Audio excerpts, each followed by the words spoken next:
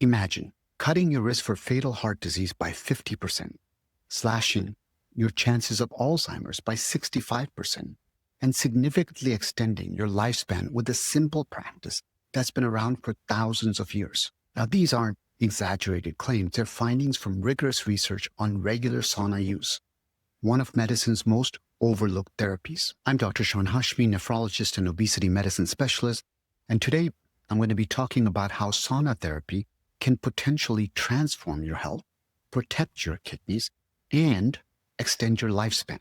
Now, this isn't pseudoscience. It's backed by compelling research that I've analyzed specifically for both healthy individuals and those with kidney disease.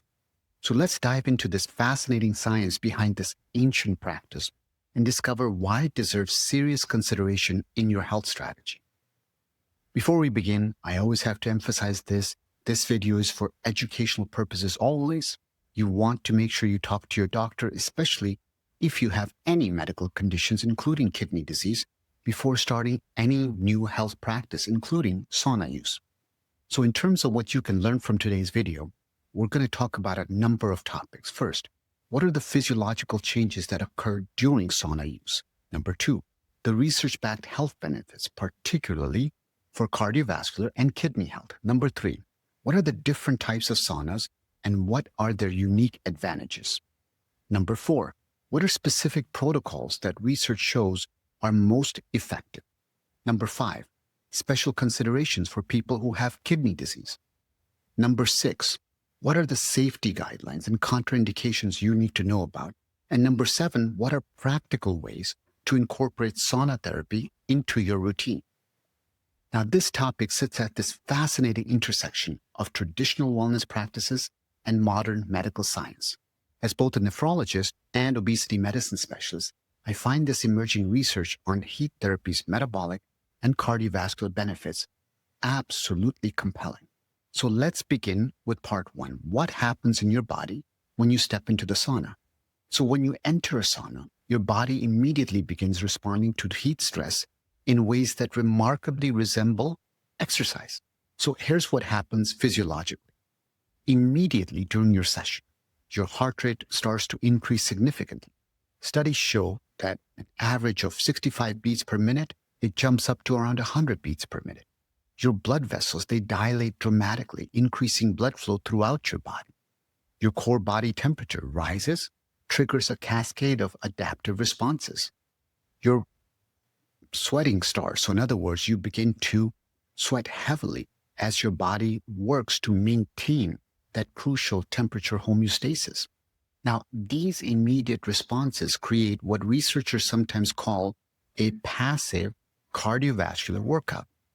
In other words, you're getting many of the heart benefits without the muscle exertion of traditional exercise. Now, when you stop the sauna session, the blood pressure will start to drop substantially. So research shows that systolic blood pressure, remember that's the top number, will drop from an average of 137 to about 130, and diastolic will drop on average from 82 to about 75. In addition, you'll see that arterial stiffness will also decrease. So pulse wave velocity, which is a measure of arterial stiffness, drops from about 9.8 meters per second to 8.6 meters per second. Blood function, so in other words, your blood vessels function improves. Endothelial function, which is crucial for heart health, shows significant enhancements in its ability to open and close. What's particularly fascinating is that these effects from sauna use aren't just temporary. If you use the sauna regularly over time, your body develops adaptations similar to exercise training. So in other words, your cardiovascular efficiency will increase. You have enhanced ability to handle heat stress. You have better blood vessel function throughout your entire body. Your chronic inflammatory markers will reduce. And there's potentially improved autonomic nervous system function.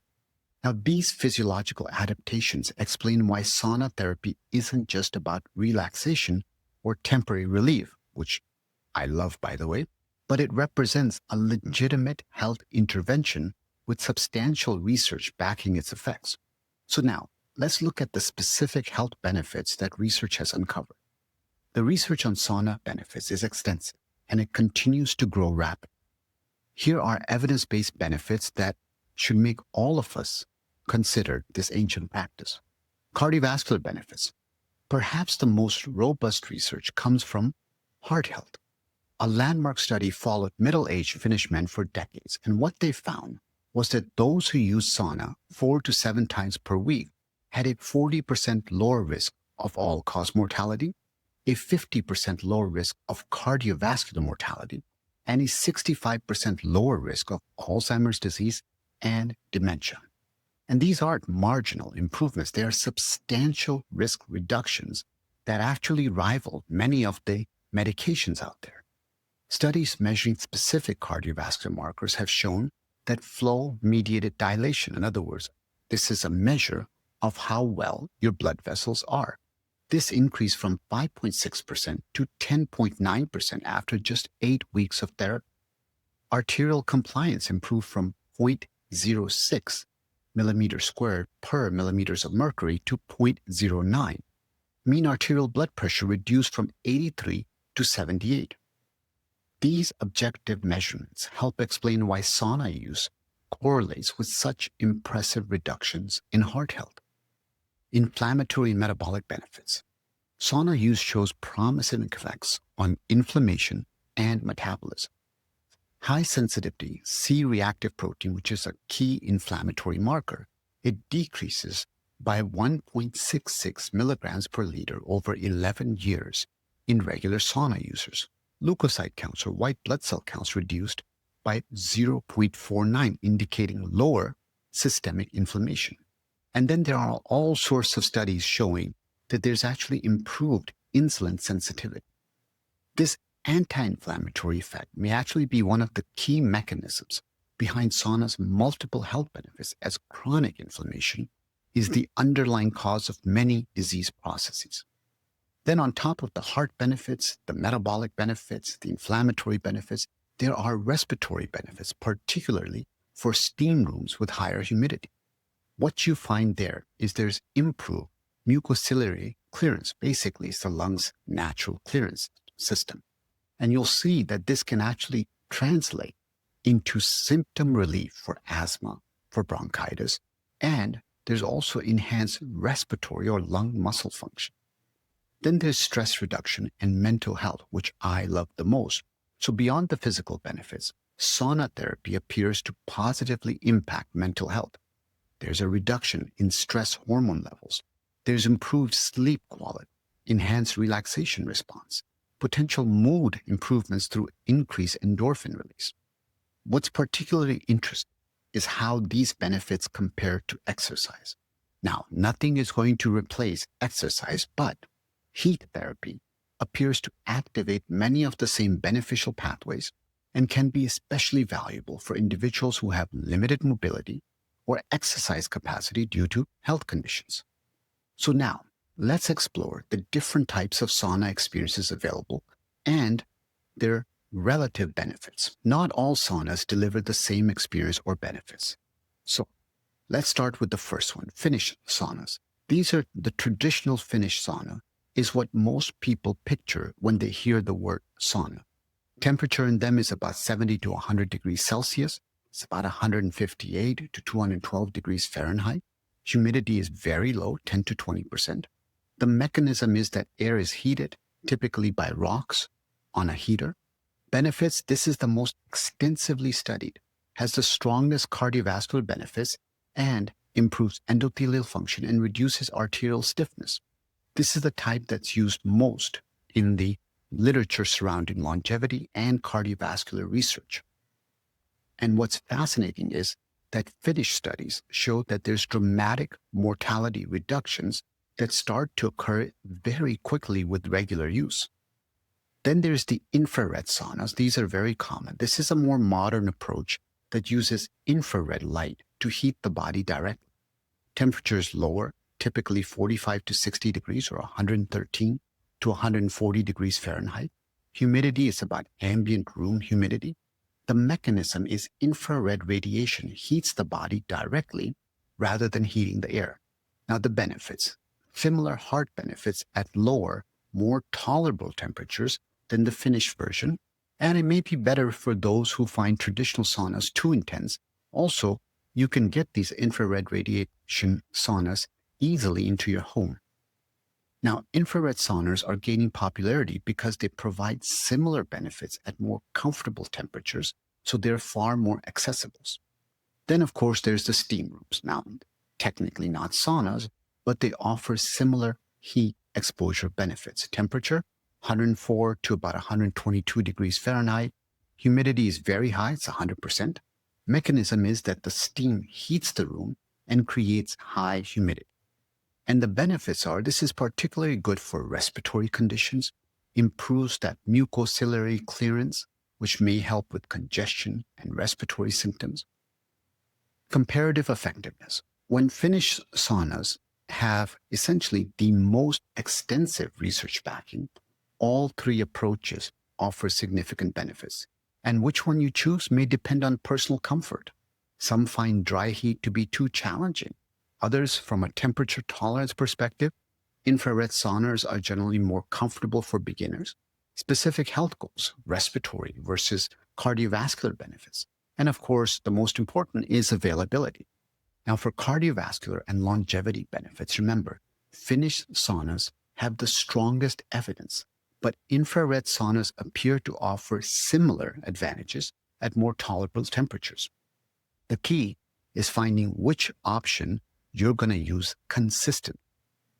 Okay, so what does the research tell us about optimal protocols for each type? Now, for that practical part that most of you are by now are probably thinking, okay, well, this is all great. How the heck do I use them?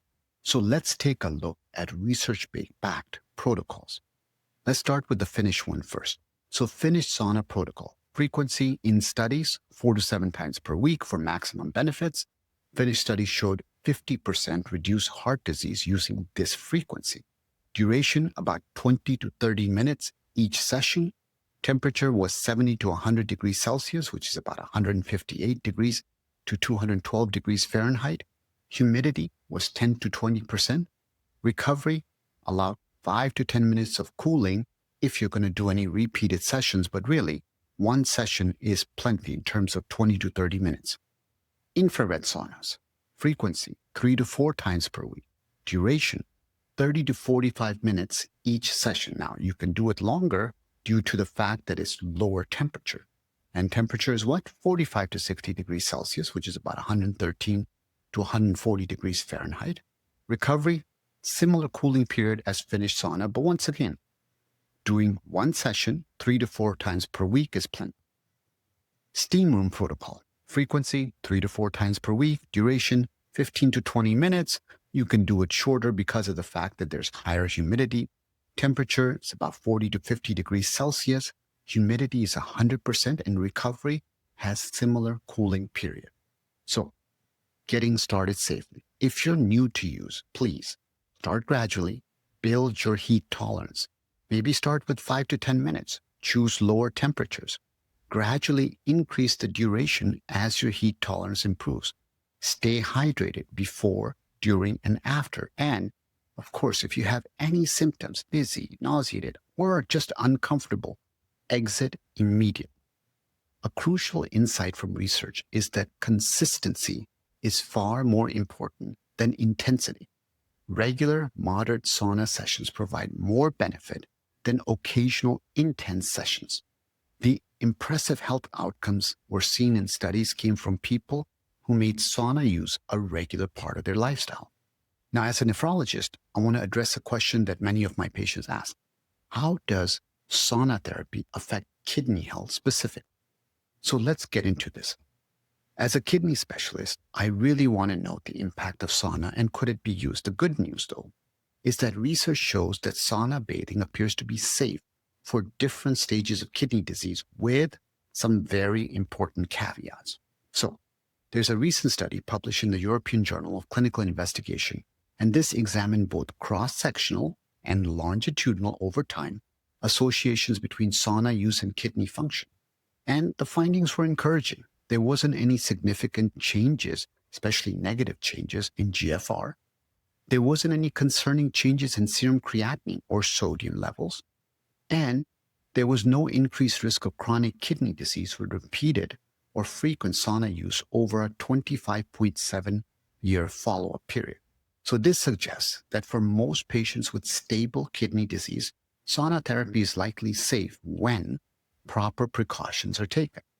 So what are the potential benefits in kidney patients? Well, there are some unique advantages for those with kidney disease. Blood pressure improvement. Blood pressure is really important for control in terms of kidney health because it's the leading cause of kidney damage along with diabetes and weight. Cardiovascular protection. Cardiovascular disease is the leading cause of death in kidney patients, and there's benefits to kidney patients from sauna. Symptom management. So sauna-induced sweating may actually help with fluid balance and some toxin removal, but it doesn't replace dialysis or anything else. But the most important one that I think is overlooked is stress reduction, especially because in kidney disease, there's so much overall stress. Now, for the most important part, these are absolutely important precautions to consider if you have kidney disease. One, hydration is critical. You got to drink water before and after sauna sessions to prevent dehydration. You got to monitor your blood pressure, especially if you have kidney disease, because most patients with kidney disease already suffer from high blood pressure. You have to be cautious with medications. Some commonly used medications in kidney disease, like diuretics or blood pressure medication, may increase the risk for dehydration, or your blood pressure may go up or go down too much. Electrolyte balance. Remember, you're losing fluid. You can also lose some electrolytes. So we need to monitor things like your sodium, your potassium levels. Now let's do a quick myth busting, which is a common myth is, can saunas detox your kidneys? So let's address this common misconception. So sauna-induced sweating does eliminate some solutes, but it is not a replacement for kidney function, and it cannot detoxify your kidneys. Sweating can help remove some waste products, but the amount it removes is actually very small compared to what the kidney filtration can do. And it cannot replace dialysis for those who are dealing with kidney failure. The primary benefit of saunas in kidney patients is from cardiovascular improvements and not detoxification. Now, it's funny, I have 2 kids, so every time I point to my heart, I always point here. Trust me, I understand the heart is in the middle, so please, I'm sure I'll hear comments about this all day, but I always point to the heart here, so forgive me. All right. If you have kidney disease, just remember, you always want to discuss sauna therapy with your kidney doctor, especially if you have advanced CKD, so CKD4, CKD5, you're on dialysis, you have a transplant. Those are really important. Remember, we can help you to create a personalized approach. All right, let's now go to everyone. So what are broader safety considerations?